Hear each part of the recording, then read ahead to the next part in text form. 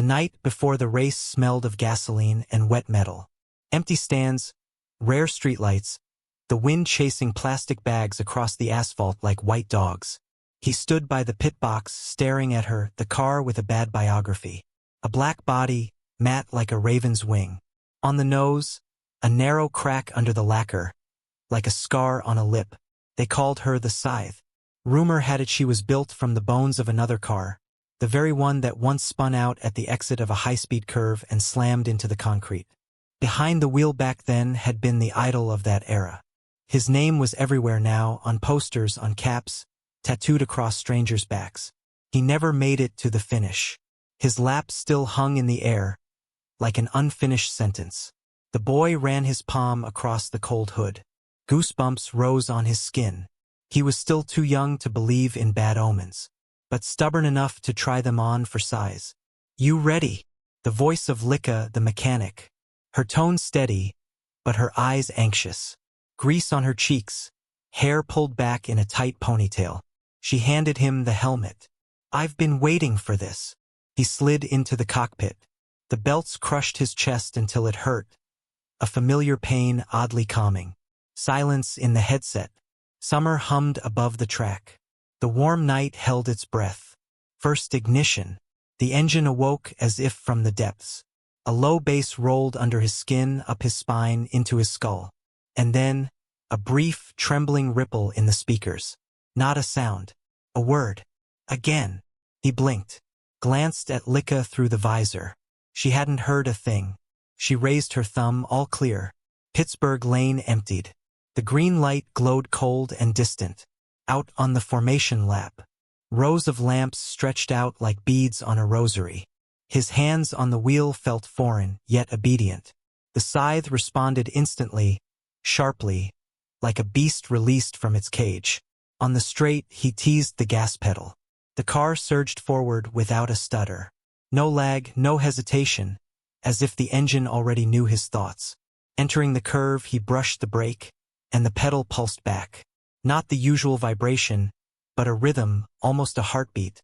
Alive. Gauges twitched like startled birds. The telemetry flashed with green static. "Lika, you seeing this?" Silence. Then, "The monitor's clean. Wait. The markers are gone. Everything's stable on your end." Then why did the car's heart pound in his palms? Why did every bone in his body predict the line before he even turned the wheel? He didn't ease up. On the contrary, he pressed harder. The wind slipped through the cracks, scraping his skin. The barriers flashed by like the teeth of a giant mouth. And again, the voice in the radio. Longer this time. A whisper, the kind you make into your fist so as not to wake the house. Another lap. He went on. The rhythm of the track merged with the beating in his chest. In the corners, the car nudged him forward, swinging its tail so he could catch and hold it. And he caught it, he held it, and for the first time in his life he felt he wasn't fighting, he was moving with her. Exiting a long sequence of curves. For a split second the lights died. The lamps along the concrete wall flickered in unison, as if a hand had swept across them. The radio crackled, and within the static came foreign breathing. "Don't let go." He shifted in his seat. His neck burned. The voice had sounded so close, as though someone were kneeling in his lap, staring straight into his eyes. He laughed nervously. In response, the engine coughed, a dull bang, mocking him. "Pitt, do you copy? What the hell is this?" Silence. Then Lika's voice. "Lines are clean. You're already pushing hard. Maybe call it a night." He almost wanted to agree, but under his ribs something began to unfurl.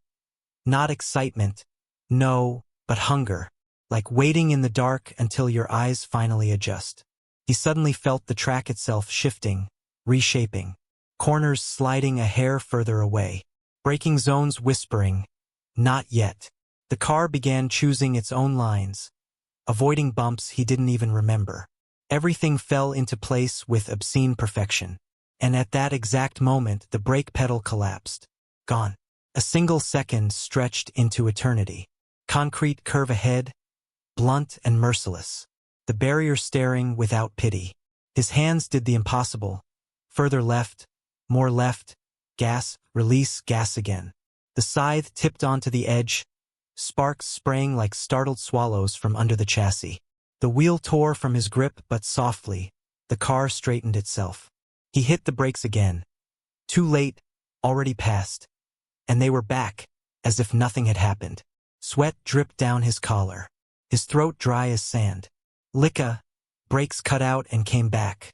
What are you people doing down there? Nothing. I rebuilt the circuit before you went out. Everything's new. Sensors show no drop. Are you sure? He didn't answer. His eyes climbed the strip of sky above the straight. Then down to the marshal's tower. On the rail hung a faded banner. On it, the face of that same man. Too alive a face for someone long dead. And then the whisper returned. Not through the radio this time, but directly under his helmet, deep into his bones. Let me finish. He went for another lap, though he'd sworn he'd come in. This time it all made sense, like finally reading a letter aloud. Each cone, a word. Each line, a sentence. And the sentence's meaning chilled him. Someone was guiding his hand, like a teacher moving a child's over the page. He only pitted when the tank begged for water. The engine hissed, displeased at the pause. Licka leaned against the side panel, pressing her cheek to the metal. An old ritual, listening for stray sounds. Heart, do you hear it? It's beating. That's just heat expansion. Metal doesn't throb. She didn't realize what she was saying. She glanced at him. He avoided her eyes. Inside, the word we had already settled. We drive. We feel. We catch. We are not one. The mentor came over, the old fox with hands like a map of scars. He stared at the scythe the way you look at a dog that's bitten once and will bite again. Boy, don't you think she's driving you? I'm driving her. He tried to laugh, but no laughter came. The old man snorted, walking away with a parting shot. Cars that kill are always hungry. Gasoline won't feed them. Time will. The night thickened. The air clung to his skin. Somewhere across the track, a garage door slammed. A gull perched on the scoreboard, staring blankly, like the last spectator in the stands. He strapped in again. His hands trembled. Not with fear, with impatience. White noise filled the speakers like childhood radio static. From the static, a voice emerged. Softer now, but more insistent. One last. He smiled. That sounded like a deal. He signed without looking. Rolled out. And when the green light came again, the scythe leapt off the line as though racing to its own funeral. At the end of the lap, just before the finish line, he thought he saw in the marshal's glass booth, not himself. A phantom silhouette, broader shoulders, head tilted differently. Not his posture. He blinked, and it was gone. One more step. One more risk. One more drop of blood on the metal. The night inhaled. The track waited. And somewhere beyond the lights, someone still held an unfinished lap and had finally found the hand to write the period. Morning smelled of wet asphalt. The track hummed with the voices of mechanics, advertising banners, the crackle of microphones. Today was the official race, the first real start.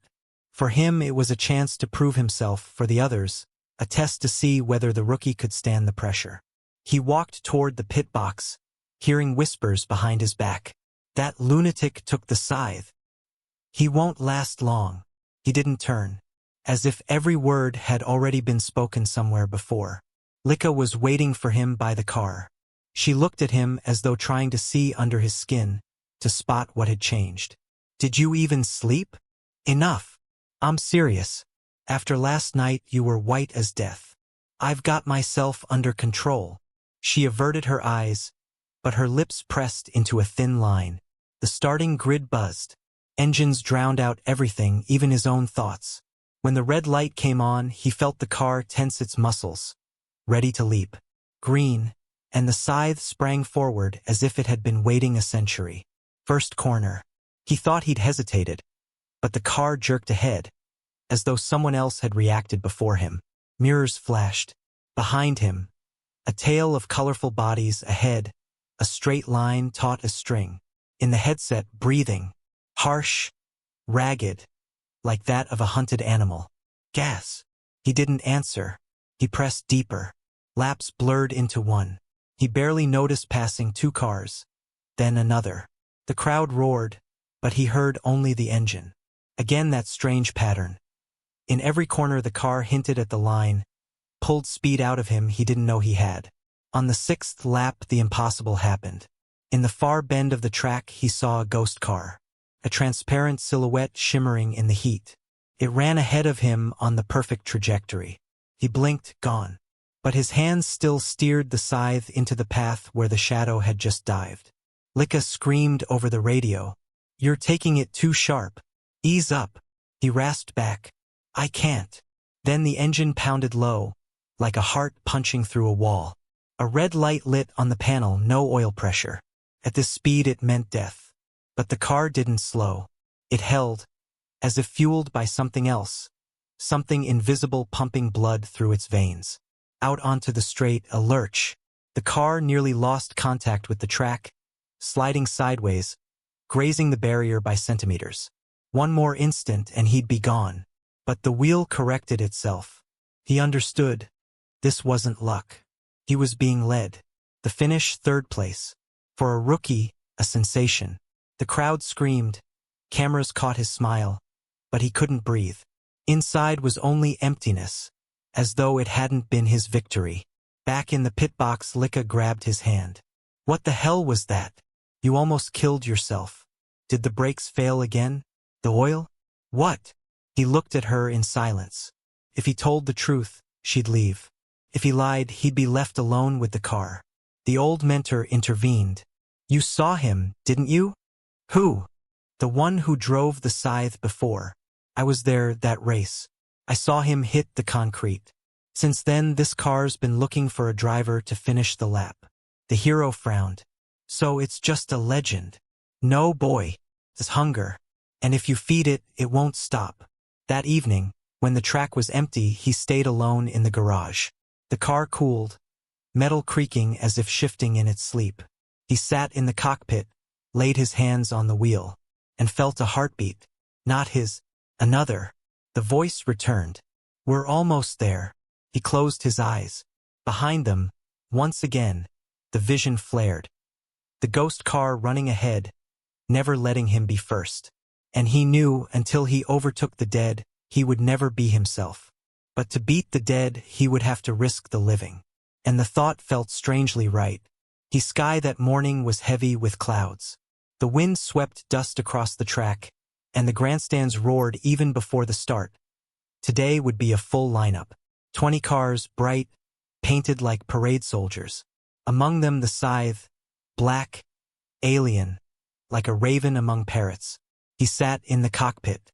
His hands on the wheel didn't tremble anymore. On the contrary, they seemed almost too calm. Lika tightened the belts, checking every buckle longer than usual. "If you feel anything strange today, you go to the pits. Promise."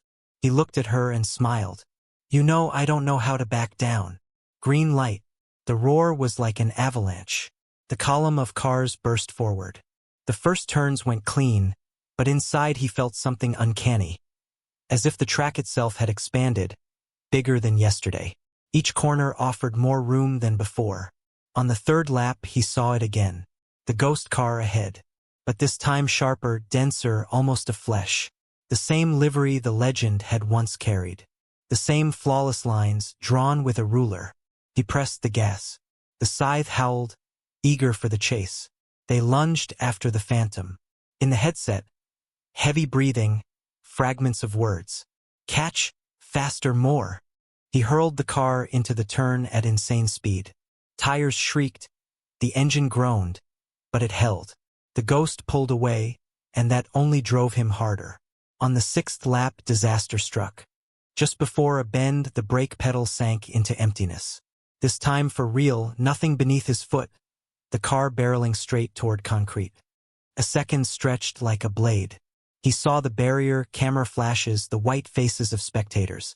And then the world shifted. Everything turned gray, drained of color. The other cars vanished. The noise dissolved.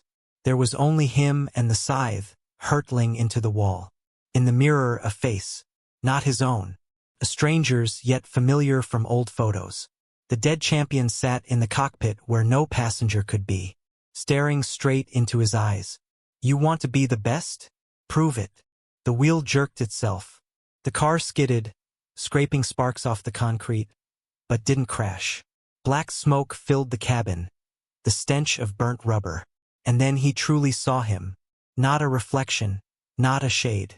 Right there, in the seat beside him, a driver in an old blood-stained suit, helmet cracked across the visor.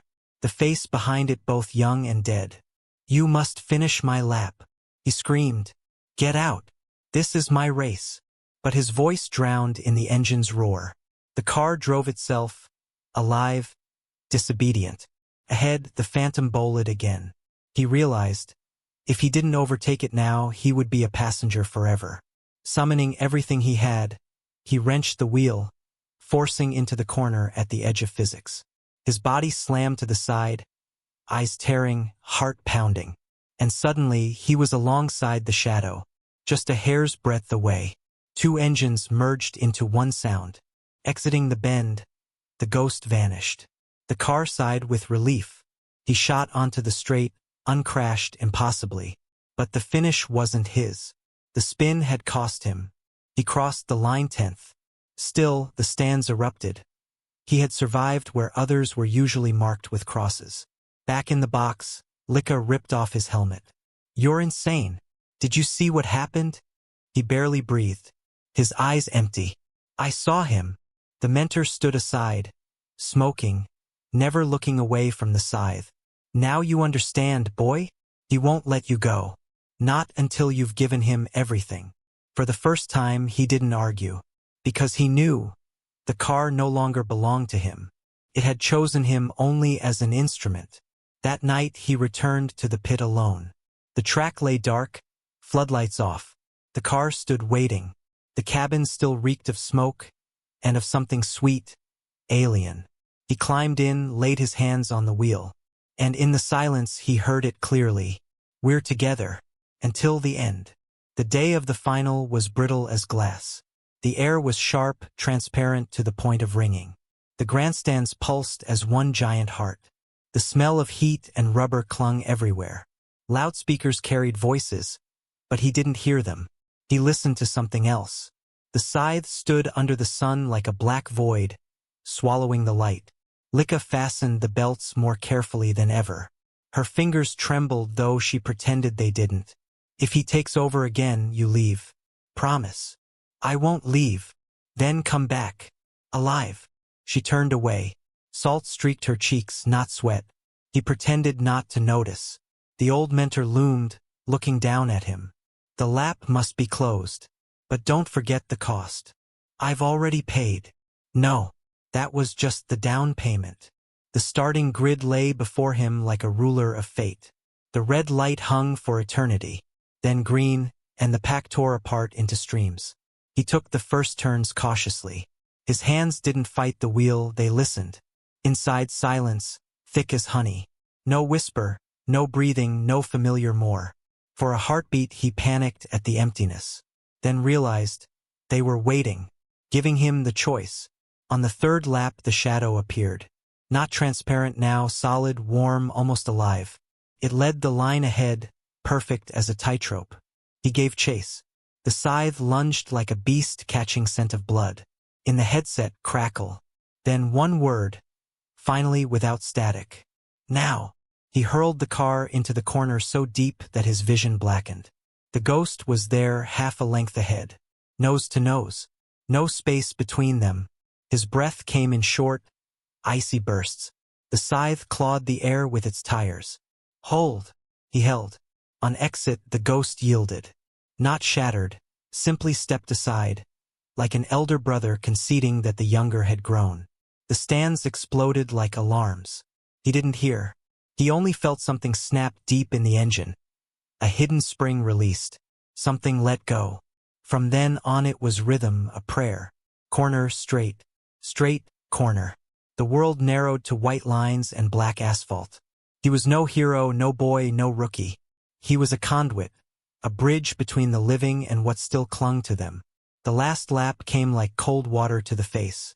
He knew. This was it. the unfinished lap, his hands firmer, his eyes drier, the scythe lighter with every corner, as if shedding weight piece by piece. Each turn another drop, another heartbeat. He hit the home straight first. The checkered flag waved like a black and white bird. Finish. The world erupted. He didn't smile. The helmet weighed heavy, his throat hollow. His hands clamped on the wheel as if letting go would bring collapse.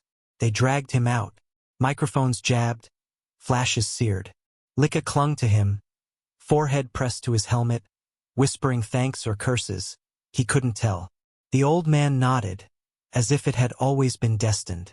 The trophy was cold, alien metal. He held it like a heart that had fallen into his hands by mistake. Music blared, champagne sprayed, foam stuck to his gloves. His gaze drifted past the crowd to the shadowed boxes.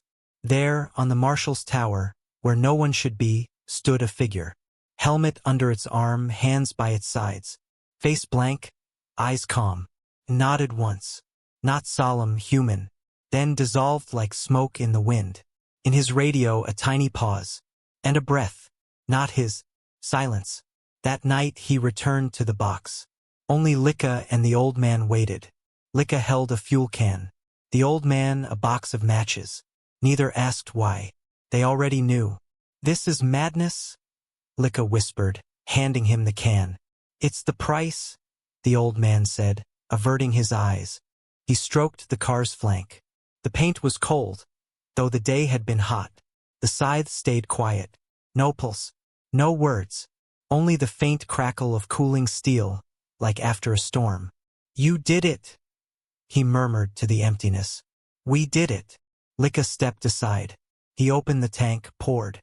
The smell of gasoline burned his throat. His hand's shadow shook on the floor, alive. The old man struck a match. The flame burned slowly, bright as a small sun. He held it, hesitating. "Wait!" Lika caught his wrist. "If it's yours, you do it yourself." He nodded, lowered the flame. Fire took the car lazily, like a waking beast stretching.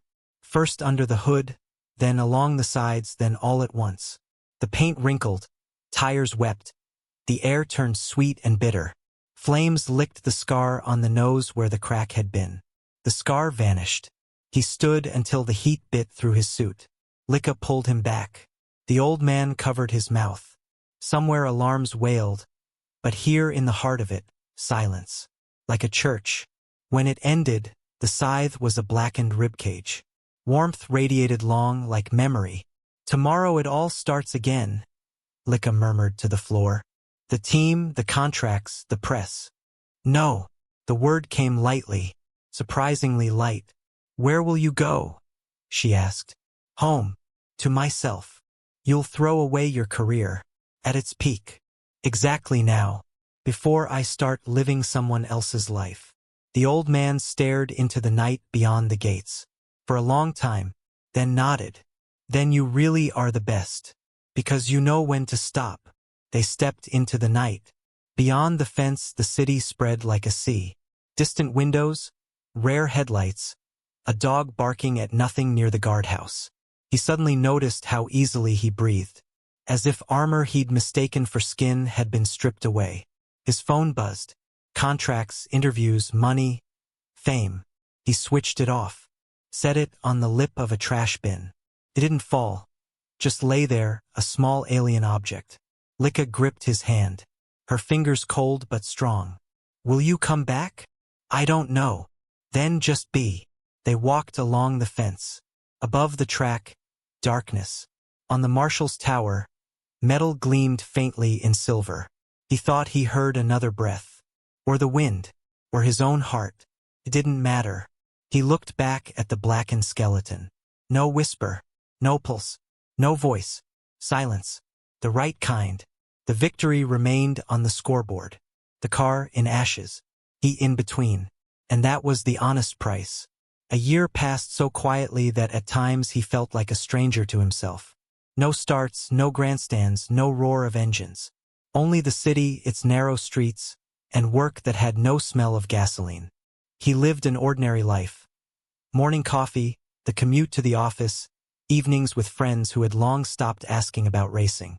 Only Lika still called sometimes. She was still with the team, still elbow-deep in engines. Her voice had grown drier, but in between words there was a trace of longing. He walked the embankment, listened to the traffic on the bridge. Every time, among those sounds, he searched for that one. The hoarse, animal growl that had once pounded in his chest. He never found it. At night he dreamed of tracks. In those dreams he was always chasing someone. Sometimes a shadow, sometimes an empty car without a driver.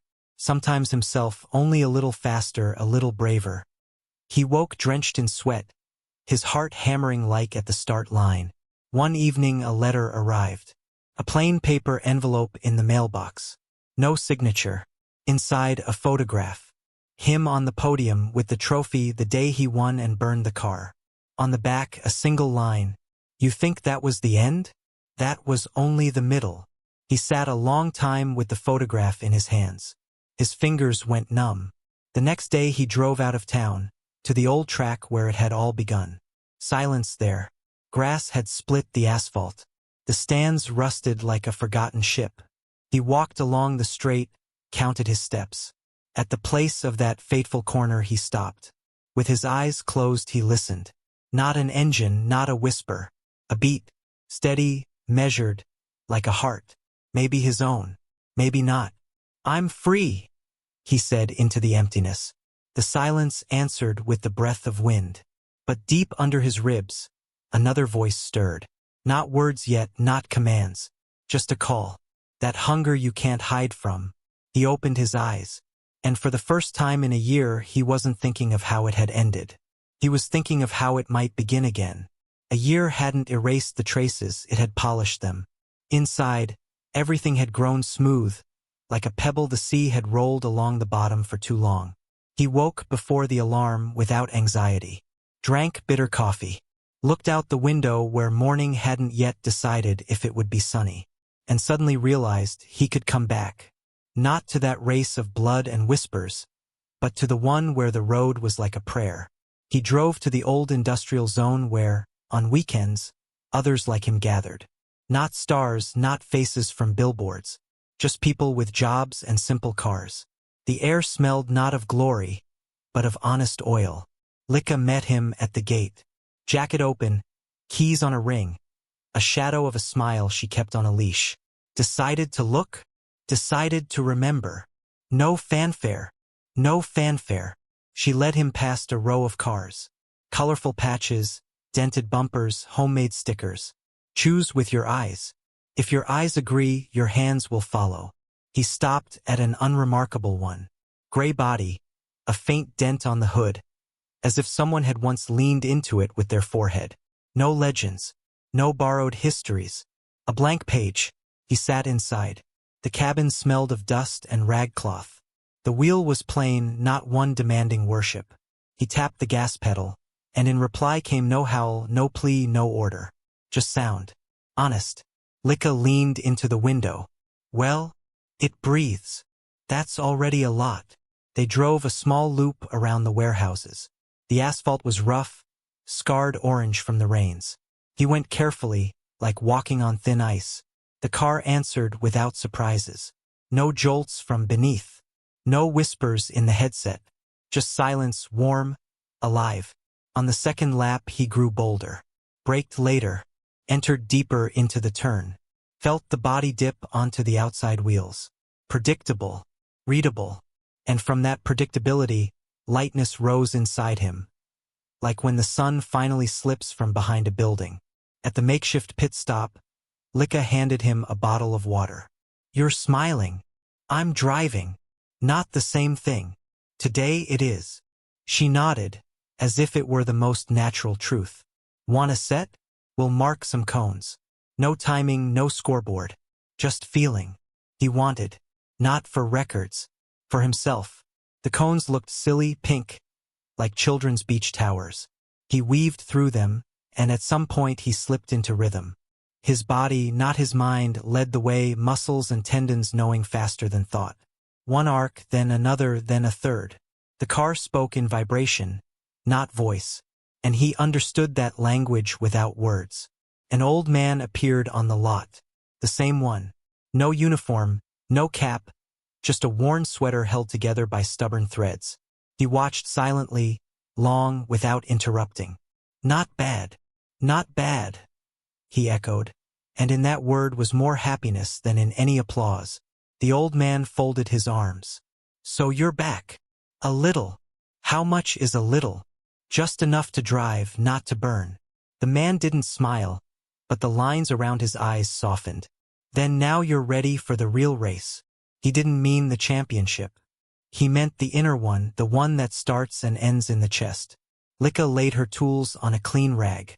"We could adjust the suspension. Stiffer front, softer rear.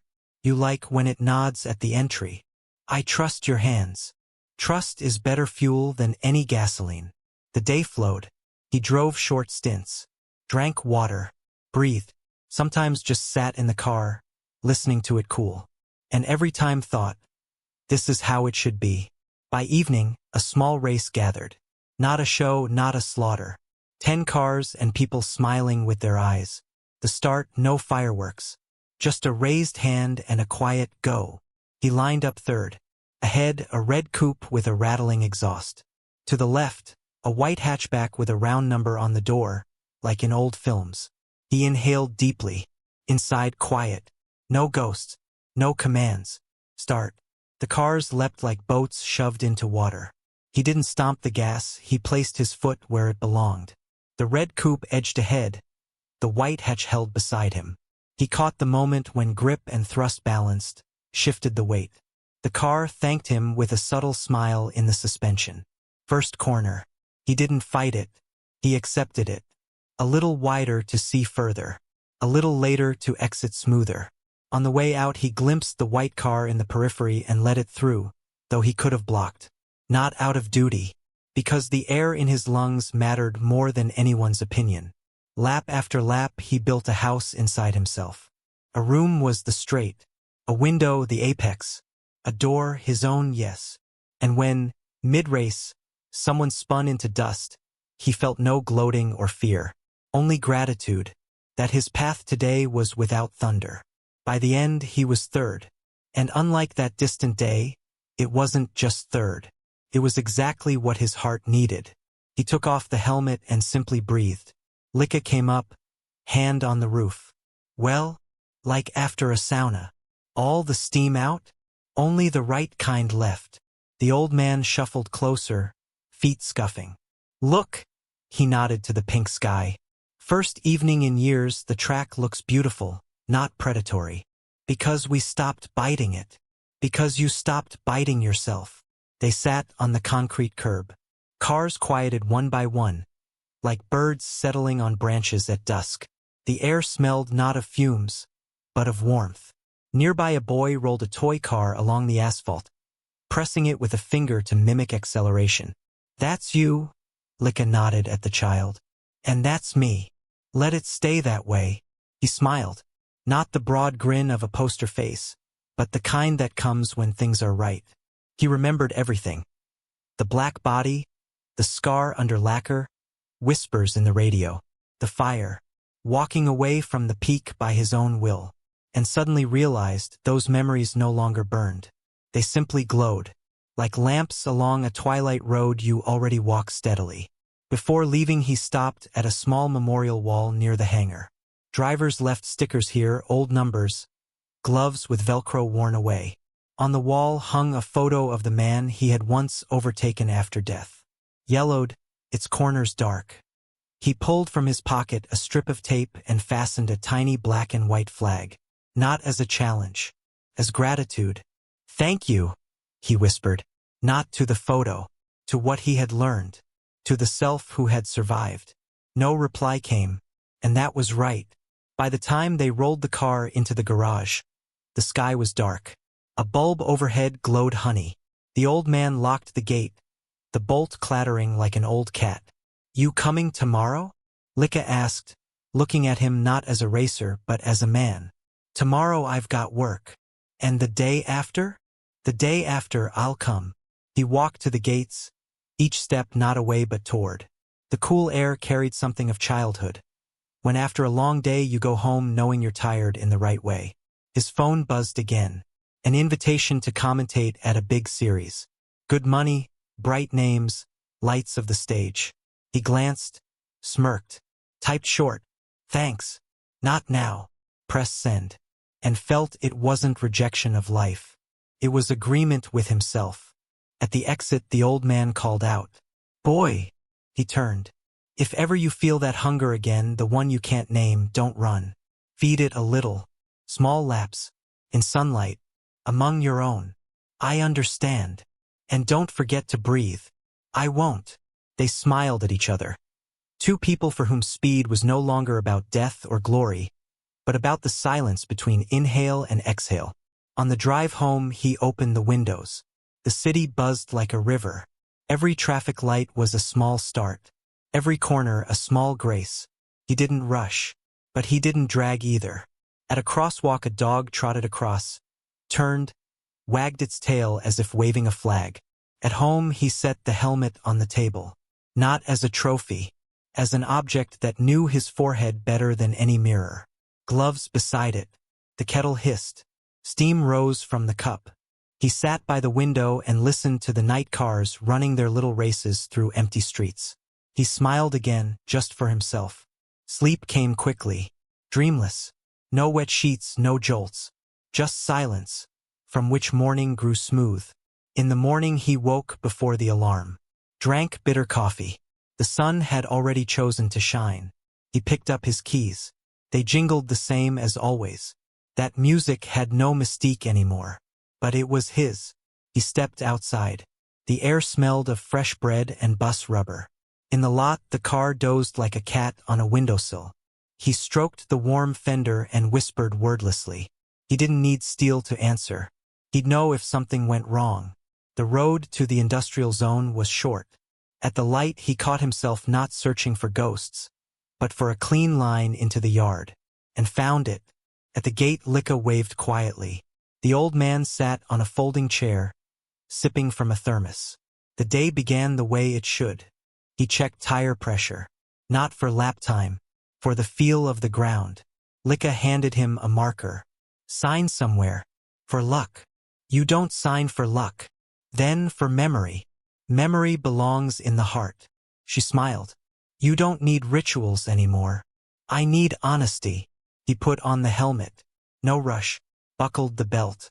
Pulled until it clicked. Heard that sound and knew. This was the point of it all. The moment when you are whole in what you do. Without looking back. Without proving. Without other voices. He rolled out. The sun sat a little higher than yesterday.